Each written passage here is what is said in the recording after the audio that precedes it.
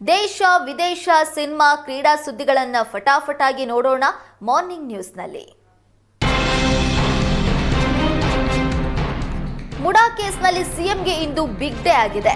CM ವಿರುದ್ಧದ MUDA case ಸಿಬಿಐಗೆ ಹೋಗುತ್ತಾ ಎಂಬ ಪ್ರಶ್ನೆಗೆ ಇಂದು ಹೈಕೋರ್ಟ್ ಆದೇಶ ಉತ್ತರ ನೀಡಲಿದೆ. ಮುಡಾ ಪ್ರಕರಣವನ್ನು ಸಿಬಿಐಗೆ ನೀಡುವಂತೆ ಒತ್ತಾಯಿಸಿ ದೂರುದಾರ ಸ್ನೇಹಮಯಿ ಕೃಷ್ಣ ಕೋರ್ಟ್ ಮೊರೆ ಹೋಗಿದ್ರು. ವಾದ ಪ್ರತಿವಾದ ಆಲಿಸಿ ಹೈಕೋರ್ಟ್ ತೀರ್ಪು ಕಾಯ್ದಿರಿಸಿತ್ತು. ಪ್ರಕರಣವನ್ನು ಸಿಬಿಐಗೆ ನೀಡದಂತೆ ಸಿಎಂ ಪರ ಅಭಿಷೇಕ್ ಮನು ಸಿಂಘ್ವಿ ವಾದ ಮಂಡಿಸಿದ್ರು. ಇಂದಿನ ಆದೇಶದ ಮೇಲೆ ಸಿಎಂ ಸಿದ್ದರಾಮಯ್ಯ ಭವಿಷ್ಯ ನಿರ್ಧಾರವಾಗಲಿದೆ. ಸಿಬಿಐ ಸುಳಿಯಿಂದ ಸಿದ್ದರಾಮಯ್ಯ ಬಚಾವಾಗ್ತಾರಾ ಅಥವಾ ಇಕ್ಕಳದಲ್ಲಿ ಸಿಲುಕ್ತಾರಾ ಅನ್ನೋದು ಹೈಕೋರ್ಟ್ ತೀರ್ಪಿನ ಮೇಲೆ ನಿಂತಿದೆ. ಅರ್ಜಿ ವಜಾ ಆದ್ರೆ ಸಿಎಂ ಮತ್ತು ಕುಟುಂಬಕ್ಕೆ ರಿಲೀಫ್ ಸಿಕ್ಕಂತಾಗುತ್ತೆ. ಒಂದ್ ವೇಳೆ ಸಿಬಿಐ ತನಿಖೆಗೆ ಕೋರ್ಟ್ ಅಸ್ತು ಎಂದ್ರೆ ಸಿದ್ದರಾಮಯ್ಯ ಮತ್ತು ಕುಟುಂಬಕ್ಕೆ ಆತಂಕ ಕಟ್ಟಿಟ್ಟ ಬುತ್ತಿ. ಮಾಜಿ ಸಿಎಂ ಬಿಎಸ್ ಯಡಿಯೂರಪ್ಪ ಪಾಲಿಗೂ ಇಂದು ಬಿಗ್ ಡೇ ಆಗಿದೆ. ಪೋಕ್ಸೋ ಪ್ರಕರಣ ಎದುರಿಸ್ತಾ ಇರುವ ಮಾಜಿ ಸಿಎಂ ಯಡಿಯೂರಪ್ಪ ಪ್ರಕರಣ ರದ್ದು ಕೋರಿ ಅರ್ಜಿ ಸಲ್ಲಿಸಿದ್ರು. ಇಂದು ಹೈಕೋರ್ಟ್ ಈ ಬಗ್ಗೆ ತೀರ್ಪು ನೀಡಲಿದೆ. ತನ್ನದು ಯಾವುದೇ ತಪ್ಪಿಲ್ಲ, ಹೀಗಾಗಿ ಕೇಸ್ ರದ್ದು ಮಾಡುವಂತೆ ಬಿಎಸ್ವೈ ಅರ್ಜಿ ಸಲ್ಲಿಸಿದ್ರು. ಯಡಿಯೂರಪ್ಪ ವಿರುದ್ಧದ ಆರೋಪಕ್ಕೆ ಸಾಕ್ಷಿ ಎಂದು ಸಿವಿ ನಾಗೇಶ್ ವಾದಿಸಿದ್ರು. ಇದೊಂದು ರಾಜಕೀಯ ಪ್ರೇರಿತ ಪ್ರಕರಣ ಅಂತ ಕೇಸ್ ರದ್ದು ಮಾಡುವಂತೆ ಯಡಿಯೂರಪ್ಪ ಮನವಿ ಮಾಡಿದ್ರು.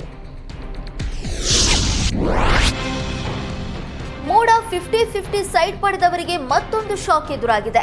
160 ಸೈಟ್ ಸೀಸ್ಗೆ ಸಬ್ ರಿಜಿಸ್ಟರ್ಗೆ ಇಡಿ ಪತ್ರ ಬರೆದಿದ್ದು, ಮನೆ ನಿರ್ಮಾಣಕ್ಕೆ ಸಿದ್ಧತೆ ನಡೆಸಿದ್ದವರಿಗೆ ನಡುಕ ಶುರುವಾಗಿದೆ. ಮನೆ ಕಟ್ಟಿದ ಖುಷಿಯಲ್ಲಿದ್ದವರಿಗೂ ಇಡಿ ನೋಟಿಸ್ ನೀಡುವ ಸಾಧ್ಯತೆ ಇದೆ. ಇತ್ತ ನಿವೇಶನವೂ ಇಲ್ಲ, ಮನೆ ಕಟ್ಟಿಸಿದ್ದ ದುಡ್ಡು ಹೋಯಿತು ಎನ್ನುವಂತಾಗಿದೆ. 50-50 ಸೈಟ್ನಲ್ಲಿ ಮನೆ ಕಟ್ಟಿದವರಿಗೆ ಮತ್ತೊಂದು ಟೆನ್ಷನ್ ಶುರುವಾಗಿದೆ. ಸೈಟ್ ಖರೀದಿ ಮಾಡಿ ಮನೆ ಕಟ್ಟಿ ಸಂಕಷ್ಟ ಎದುರಿಸುವಂತಾಗಿದೆ. ಸೈಟ್ ಮಾರಿದವರಿಗೂ ಪಡೆದವರಿಗೂ ಇಡಿ ಟೆನ್ಷನ್ ಹೆಚ್ಚಿಸಿದೆ. ಕೇಸರಿ ಕೋಟೆಯಲ್ಲಿ ಬಣಬಡಿದಾಟ ದಿನೇ ದಿನೇ ಹೆಚ್ಚಾಗ್ತಿದೆ. ಈ ಬಗ್ಗೆ ಮಾತನಾಡಿದ ಮಾಜಿ ಸಚಿವ ರೇಣುಕಾಚಾರ್ಯ, ಬಿಜೆಪಿ ರೆಬಲ್ಸ್ ಟೀಮ್ ವಿರುದ್ಧ ವಾಗ್ದಾಳಿ ನಡೆಸಿದ್ರು. ಸೊರಬಾದಲ್ಲಿ ಕುಮಾರ್ ಬಂಗಾರಪ್ಪ ಸದಸ್ಯತ್ವ ಅಭಿಯಾನ ನಡೆಸಿಲ್ಲ, ಆದ್ರೀಗ ರಾಷ್ಟ್ರೀಯ ನಾಯಕ ಆಗೋದಕ್ಕೆ ಹೊರಟಿದ್ದಾರೆ ಎಂದು ಲೇವಡಿ ಮಾಡಿದ್ದಾರೆ. ಹರಿಹರದಲ್ಲಿ ಬಿಪಿ ಹರೀಶ್ಗೆ ನಾವೇ ಟಿಕೆಟ್ ಕೊಡಿಸಿದ್ವಿ. ಯಡಿಯೂರಪ್ಪ ಕೃಪಾ ಕಟಾಕ್ಷದಿಂದ ಬಿಪಿ ಹರೀಶ್ ಚುನಾವಣೆಯಲ್ಲಿ ಗೆದ್ರು. ಆದ್ರೆ ಈಗ ಯಡಿಯೂರಪ್ಪ ವಿರುದ್ಧವೇ ಬಿಪಿ ಹರೀಶ್ ಮಾತಾಡ್ತಾ ಇದ್ದಾರೆ.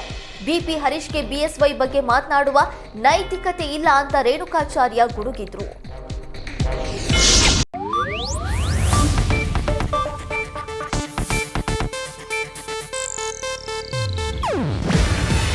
ಇದು ಏಷ್ಯಾನೆಟ್ ನ್ಯೂಸ್ ನೆಟ್ವರ್ಕ್ ಪ್ರಸ್ತುತಿ.